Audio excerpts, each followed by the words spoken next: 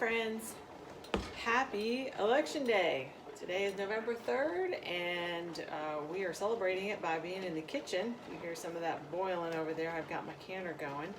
I just wanted to do a video today on my stove. Something that I've wanted to do for a little while as far as a good or not good stove for canning. And I thought that today would be a nice day. I took the day off for voting, and I wanted to make sure that I had plenty of time, no obstructions, because I wasn't sure what I was going to encounter today, which it was totally fine. I had no issues. Being in a real small rural town, it's like that, you know, there's literally like I think 3 people there. A lot of early voting that had happened, which is great.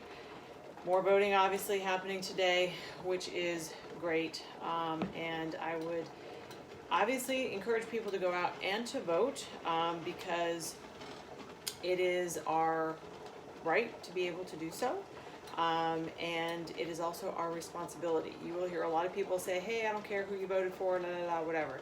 I will tell you something different. I'm going to tell you should be voting under constitutional lines.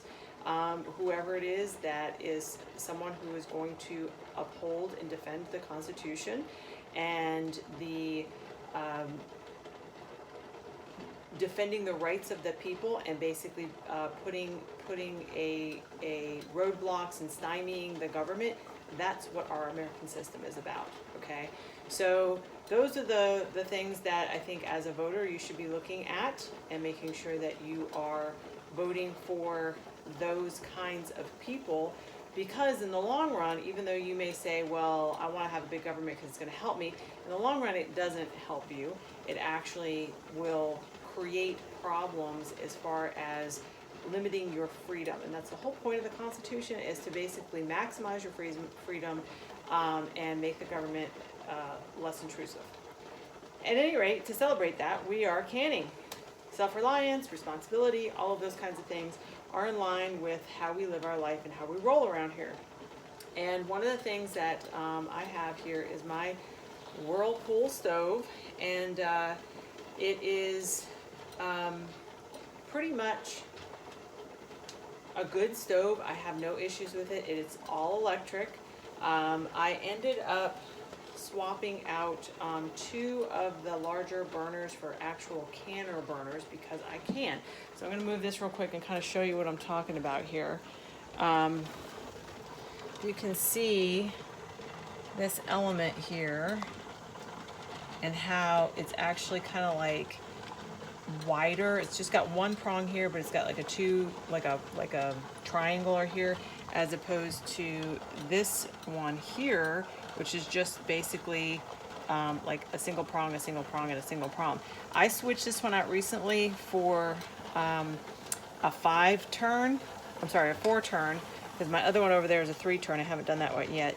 This is a 5-turn for the canning, but it's super strong, and also the drip bowl is deeper, so it helps when you're canning, because we have lots of pots. One of the other things, real quick, I'm going to show you, that is somewhat of a problem is this here.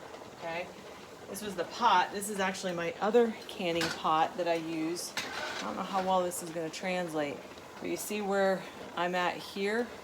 I actually have to take this knob off so that I can push that a little bit further back and get it actually seated on the back of the burner. It's a frustration, but it is a workaround that I've done as far as that goes. But one of the things, this was a really basic cheap stove that I bought when we first built the house, and the reason why we did this was because I wasn't sure 100% what I needed. I would have loved to have gas, but the gas company wouldn't come down the road because of the steepness of some of the hills and stuff. They were afraid that the truck would flip backwards, so they told us anyway. So I went all electric, and I just got a plain Jane. I had ones that were more expensive in our previous house, but I wanted just a coil burner, nothing fancy. But having had this stove for a little while, so if Whirlpool is watching, Here's some of the things that I would actually recommend that should probably be done. See if I can adjust this well enough.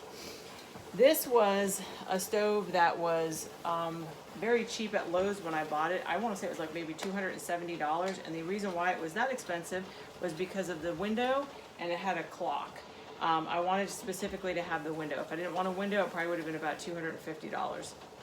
It has on the bottom a storage drawer, and then of course the stove, which is filthy, and it's not electric, or it has like an exposed burner and all of those kinds of things, which is fine. I don't really care too much about that.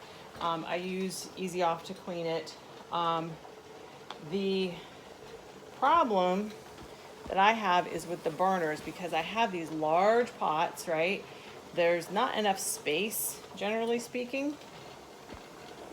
And the issue, sorry, I don't have a camera person. The issue that I find is with these knobs, because they are so large.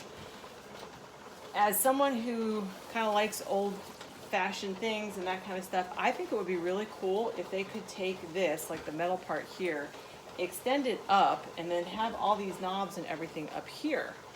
And this would create like an automatic backsplash, if you will. You would have your knobs higher up. You could get your pots all the way shoved to the back. And then you could like make even a little shelf or something. And I know like the old stoves, way back when, the old wood cook stoves and stuff, they had a warming shelf up here. The stove that I have, the bottom, that bottom shelf down there, is not a warming shelf or a warming drawer. It's just a storage drawer. So having, when you do larger gatherings and stuff like that, I think it would be really awesome to be able to have that. And I know, you can get a more expensive, stove to have those kinds of things. But for a real basic stove that has kind of like a retro look or whatever, I think that would be really cool to do that, have it up there. And then, you know how you have like that one back left burner that when the oven is on, the heat comes up through that burner, that they could pipe it so that it would actually go up into an upper warming area, which would be really helpful. Thanksgiving's coming up, those kinds of things. You can have your rolls, you can have other things up in there, and it would be great. We end up having another issue that I don't know how many times it becomes an issue for people, but when you have a drawer that you have to open this way, right? And then you're trying to lean in to pick up something heavy, and people hurt themselves, right? It would be wonderful, and I don't know, maybe there's a safety consideration, this is why they don't do this, but if they could actually make it, so instead of it coming down this way, it would actually be like a door that you could have the option of either way, pulling it down or opening it up this way. There may be something so that you don't, get too close or whatever. I understand that, but there are times and things where it's like, oh my goodness, it would just be really nice to have this out of the way. And you can remove the doors. There's actually a way to take it, but when you're cooking, obviously you don't want to do that. So it's a nice little stove.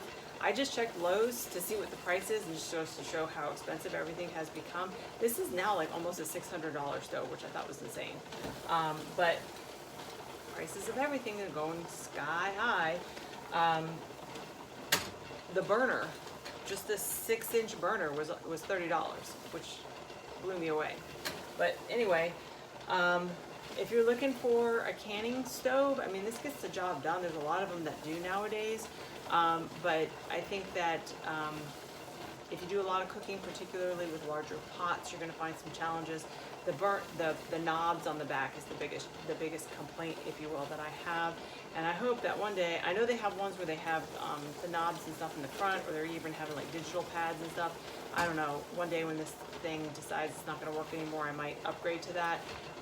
But I really like the idea of if something that would it doesn't have to look old, like truly a replica wood stove, but having that feel, I think would be really nice. And just some of the helpful designs, if you will, for people who cook.